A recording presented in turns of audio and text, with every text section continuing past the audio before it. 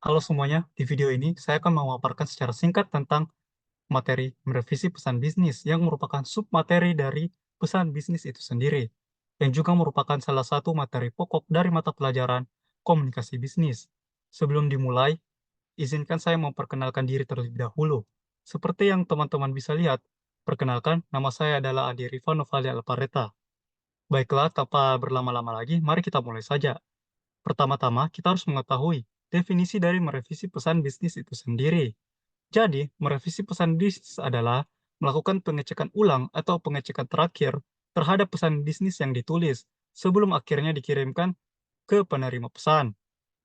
Merevisi pesan bisnis bisa juga disamakan dengan melakukan gladi bersih pada saat latihan yang dilakukan untuk persiapan dalam mengikuti sebuah acara atau event-event tertentu. Di dalam merevisi pesan bisnis itu sendiri, ada beberapa langkah yang perlu dilakukan untuk merevisi pesan bisnis. Langkah pertama adalah memeriksa kecerahan pesan. Mungkin teman-teman bertanya, apa yang dimaksud dengan memeriksa kecerahan pesan? Apakah berarti menaikkan kecerahan layar saat membaca pesan tersebut? Jadi, memeriksa pesan bisnis merupakan bagaimana cara kita agar pesan bisnis tersebut dibawakan semenarik mungkin, agar penerima atau pembaca tertarik dan tidak jenuh dalam membaca pesan tersebut. Terdapat dua cara umum untuk membuat pesan bisnis menjadi menarik. Yang pertama, bisa dengan gaya bahasa yang khas. Dan yang kedua, bisa dengan memperbaiki visual dari pesan bisnis tersebut agar enak dipandang. Kemudian langkah kedua adalah klarifikasi informasi. Di dalam pesan bisnis umumnya terdapat beberapa data-data yang dilampirkan. Nah, data yang ada perlu dicek validasinya. Apakah data yang sudah ada itu valid? Apakah data merupakan data yang terbaru? Apakah data yang ada bisa dipercaya? Jangan sampai data yang dilampirkan merupakan data rekayasa ataupun data kadaluarsa atau data lama yang belum diperbaharui. Kemudian langkah selanjutnya adalah mengevaluasi panggilan tindakan. Biasanya orang-orang melampirkan data yang begitu banyak atau paragraf argumentasi yang pro dan kalimat-kalimat persuasif yang banyak dan berlebihan sehingga melupakan tujuan utama pesan bisnis dibuat, sehingga tujuan di dalamnya tidak jelas atau tidak mengarah pada satu tujuan, melainkan banyak tujuan. Ini dapat membuat penerima atau pembaca berpikir bahwa mengapa dia dikirimkan data-data ini tanpa tujuan yang jelas.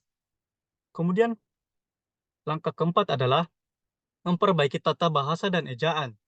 Jadi, ejaan yang digunakan harus sesuai dengan aturan EYD atau PUEB.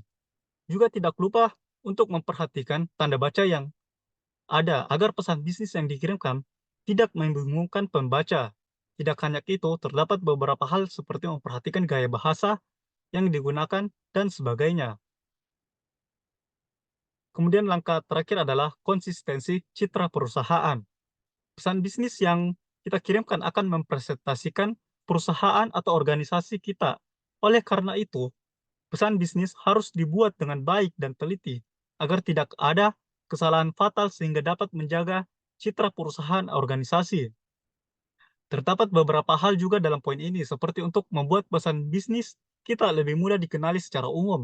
Biasanya digunakan untuk melampirkan logo dari perusahaan atau organisasi terkait, sehingga penerima dan pembaca bisa mengetahui secara umum asal pesan ini, dan dengan hal tersebut dapat ditambah dengan citra perusahaan yang baik, sehingga dapat lebih dipercaya isi dari pesan tersebut, dan juga memudahkan tujuan dari pesan bisnis itu, dalam tanda kutip, jika melakukan negosiasi dalam pesan bisnis.